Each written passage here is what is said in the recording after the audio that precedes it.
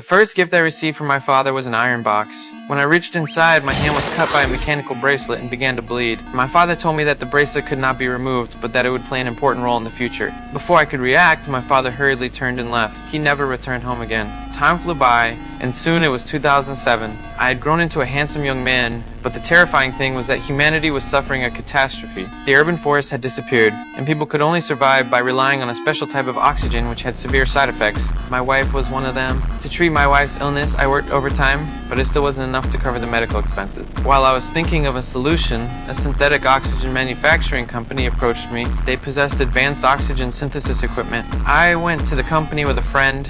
The female boss was very happy to see me. She told me that I could save the world. I was stunned upon hearing this and turned to leave, but the female boss stopped me. Then, the female boss took me to a machine. She said this machine could travel through time and space. They had received a message from 400 years in the future. The sender had specifically requested me to go there, saying that I could save all of humanity. The female boss then said if I went, she could provide my wife with the best oxygen. For the sake of my wife's safety, I decided to give it a try. Soon, the tech company prepared a spacesuit for me and a multifunctional intelligent assistant. Soon, I put on the spacesuit and was sent into the time machine. As the time machine's countdown reached 0, I embarked on a journey to save all of humanity. I then rushed to a crack